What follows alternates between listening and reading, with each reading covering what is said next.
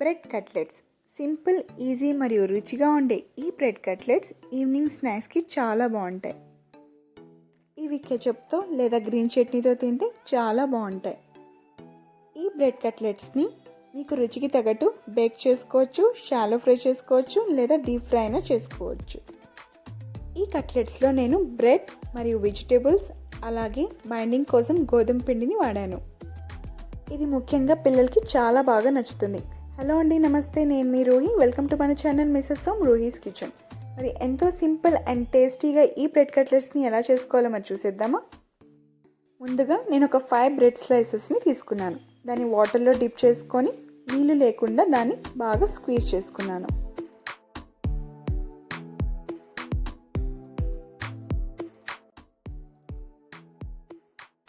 ఈ బ్రెడ్లో 1/2 కప్ సన్నగా తరిగిన ఉల్లిపాయలు, 1/4 కప్ సన్నగా తరిగిన క్యాప్సికమ్, 1/4 కప్ సన్నగా తరిగిన టొమాటో, అలాగే 1/2 కప్ గ్రేట్ చేసిన క్యారెట్, కొంచెం కొత్తిమీర, ఒక 2 సన్నగా తరిగిన పచ్చిమిర్చి.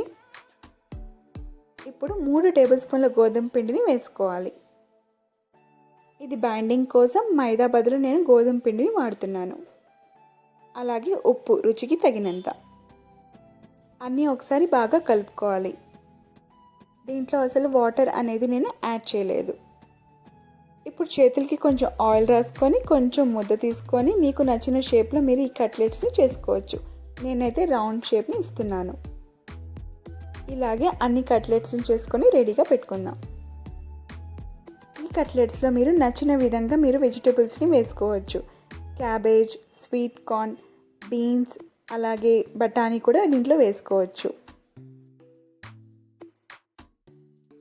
ఇప్పుడు ఒక ఫ్రై ప్యాన్లో 2 టేబుల్ స్పూన్ ఆయిల్ని వేసుకుంటున్నాను. ఆయిల్ కొంచెం వేడెక్కాక ఆల్రెడీ మనం చేసి పెట్టుకున్న కట్లెట్స్ని ఫ్రై చేసుకుందాం. ఈ కట్లెట్స్ని లో టు మీడియం ఫ్లేమ్లో ఉంచుకొని ఫ్రై చేసుకోవాలి. ఒకవైపు ఫ్రై అయిన తర్వాత మరో వైపుకి తిప్పుకొని ఫ్రై చేసుకుందాం. 2 వైపులా మంచి గోల్డెన్ బ్రౌన్ వచ్చేటట్టు ఫ్రై చేసుకోవాలి. ఈ కట్లెట్స్లో మీరు వైట్ బ్రెడ్ బదులు బ్రౌన్ బ్రెడ్ అయినా యూజ్ చేసుకోవచ్చు. ఇలా అన్నీ మరోవైపుకి తిప్పుకున్న తర్వాత లో ఫ్లేమ్లో దీన్ని 5 మినిట్స్ వరకు కుక్ చేసుకోవాలి. అంతేనండి, ఎంతో రుచిగా ఉండే ఈ బ్రెడ్ కట్లెట్స్ రెడీ అయిపోయినట్టే. ఇప్పుడు ఒక టిష్యూ పేపర్లో ఉన్న ప్లేట్లోకి తీసుకుందాం. ఇలా టిష్యూ పేపర్లో తీసుకోవడం వల్ల ఎక్సెస్ ఆయిల్ ఏదైతే ఉందో అది కూడా అబ్జర్వ్ చేసుకుంటుంది. ఇప్పుడు స్టవ్ ఆఫ్ చేసుకొని సర్వింగ్ ప్లేట్లోకి తీసుకుందాం.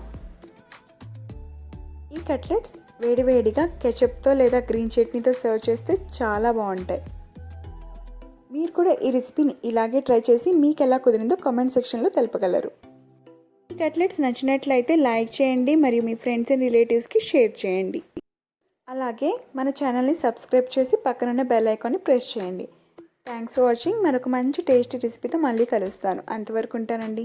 బాయ్.